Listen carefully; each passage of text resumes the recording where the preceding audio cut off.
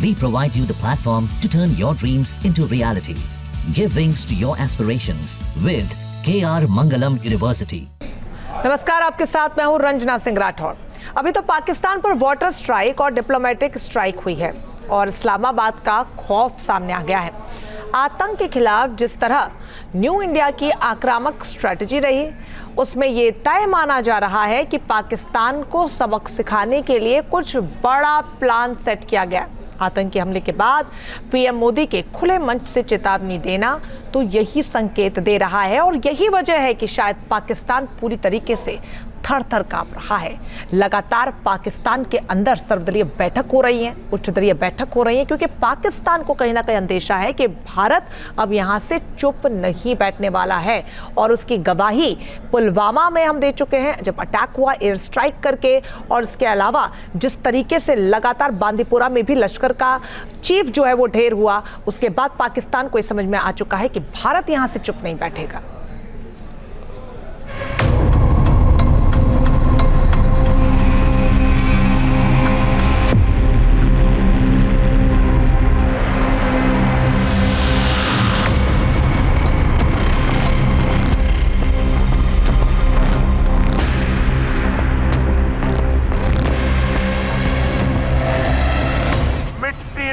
मिलाने का समय आ गया है।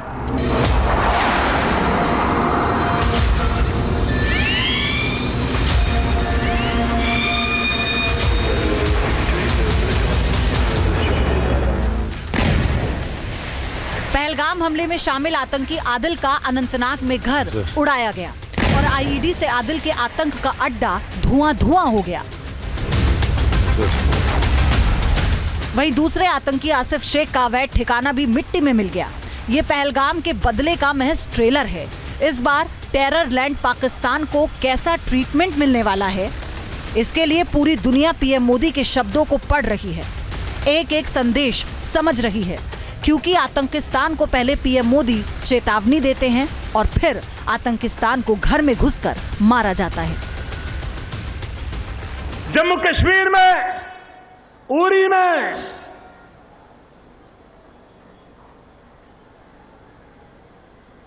हमारे पड़ोसी देश ने जो एक्सपोर्ट किए हुए टेररिस्टों ने हमारे 18 जवानों को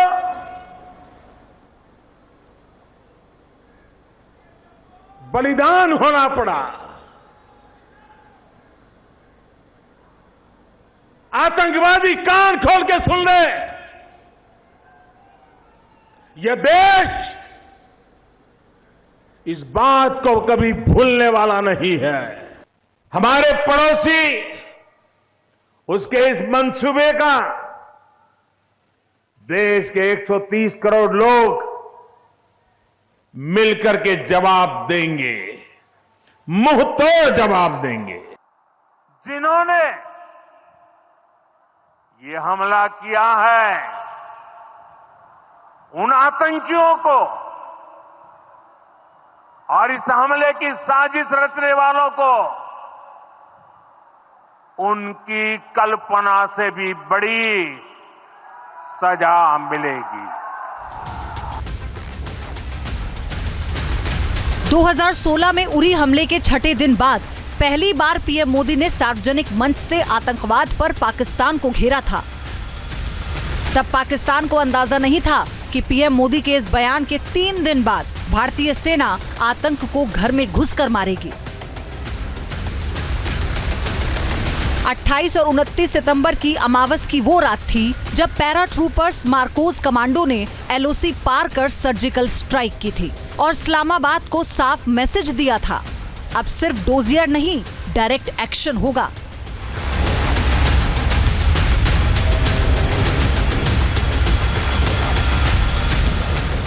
इसके बाद पुलवामा में भी पीएम मोदी का यही पैटर्न दिखा। उन्होंने रैली में चेतावनी दी और हमले के महज 12 दिन के अंदर मिराज विमानों ने बालाकोट में जैश के अड्डों को मिट्टी में मिला दिया।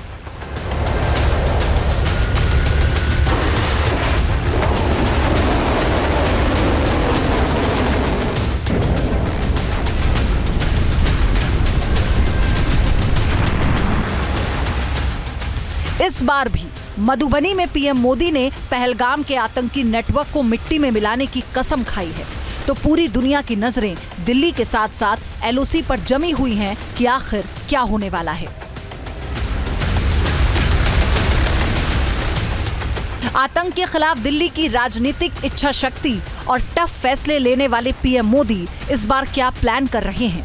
बहुत कुछ अंदर खाने सेट हो रहा है। जिस तरह का हमला बैसरन घाटी में हुआ, जिस तरह धर्म पूछ पूछ कर हिंदुओं को मारा गया, उससे पूरे देश का खून उबल रहा है। भारत अब आगे क्या कदम उठा सकता है, यानी सेनाओं की तैयारी कैसी है, विदेश की तैयारी कैसी है, वो बताई जाती है। उसके बाद जो मेरे दाईं तरफ मौजूद है, दरअसल एमईए का ऑफिस, विदेश मंत्रालय का ऑफिस, यहाँ पे दंदनाते हुए 20 से ज़्यादा विदेशी मेहमान, विदेशी राजनयिक पहुँचते हैं, अमेरिका से लेकर रूस तक, इजराइल से लेकर तमाम देश, और उन्हें बताया जाता है कि भारत के ऊपर किस तरीके से पहलगाम में आतंकी हमला हुआ है, भारत इसका किस तरीके से जवाब देने वाला है। यानी अंतर्राष्ट्रीय बिरादरी को भी भारत के पक्ष में लिया जाता है, और यही वो अंतर्राष्ट्रीय बिरादरी है, चाहे डोनाल्ड ट्रंप हो या व्लादिमीर पुतिन, यानी अमेरिका और रूस भले ही एक दूसरे के साथ ना हो, लेकिन इस मुद्दे पर भारत के समर्थन में है। शी जिनपिंग की चुप्पी ये बताने के लिए काफ़ी है कि वो पहले ही ट्रेड वॉर में फंसा हुआ है, लिहाजा चीन पाकिस्तान के साथ नजर आना नहीं चाहता। अगर अंतर्राष्ट्रीय बिरादरी को एक चेस बोर्ड के तौर पे देखा जाए तो शतरंज की तमाम गोटियां उस लिहाज से फिट बैठती है कि भारत चाहे तो पाकिस्तान पर कड़ा और बड़ा प्रहार कर सकता है। टेरर लैंड पाकिस्तान के खिलाफ एक्शन पर एक्शन पहलगाम हमले के 24 घंटे बाद भी शुरू हो गया। खून और पानी साथ साथ नहीं बह सकता, इसी सख्त संदेश के साथ पाकिस्तान पर वाटर स्ट्राइक हुई।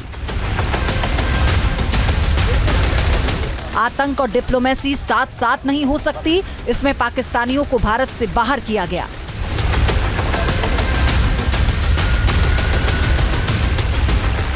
उच्चायोग के स्टाफ में कटौती जैसे कदम से कूटनीतिक स्ट्राइक की गई।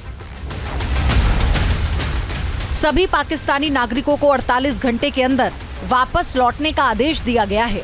पाकिस्तानी नागरिकों का वीजा बंद कर दिया गया और उच्चायोग में कर्मचारियों की संख्या 55 से घटाकर 30 कर दी गई। जो कभी नहीं हुआ वो अब होगा। आतंक को कुचलने के लिए पीएम मोदी और उनकी स्ट्रैटेजिक टीम सख्त से सख्त फैसला ले सकती है। पाकिस्तान को तो पता नहीं क्या आने वाला है। एक भूकंप आने वाला है पाकिस्तान के ऊपर। इन्होंने जो इस बार गलती की है, इसकी ना तो कोई माफी है और ना ही हम इसको भूलेंगे और इसका बदला लेके रहेंगे। अब रेड लाइन पार हो गई है, अति हो चुकी है, अब हम नहीं रो सकते। लातों के भूत बातों से नहीं मानते। हमने बहुत कोशिश कर ली पाकिस्तान को समझाने की, सुलह करने की, कि छोड़ दिए ये रास्ता गलत है, अमन का रास्ता लीजिए, दोनों नेशन प्रोग्रेस करेंगे, लेकिन इनको समझ नहीं आती। तो अब इनको इसके कॉन्सिक्वेंसेस फेस करने पड़ेंगे। पिछले दिनों दिल्ली में सीसीएस मीटिंग के बाद भी हाई लेवल बैठकों का दौर जारी है। सभी विदेशी राजनयिकों को भी ब्रीफ किया गया। इतना ही नहीं, सर्वदलीय बैठक में भी राजनीतिक समर्थन मिल चुका है। समूचा विपक्ष सरकार के साथ है, बस फाइनल ऑर्डर का इंतजार है। जम्मू कश्मीर में पीड़ितों से मिलने पहुंचे राहुल गांधी ने फिर दोहराया कि सरकार जो भी एक्शन लेगी, पूरा देश साथ खड़ा है। We had a meeting yesterday with the government and the united opposition condemned this action and said that we are there to support whatever action the government wants to take. News nation अब WhatsApp पर खबरों के ताजा update के लिए news nation के इस QR code को स्कैन करें।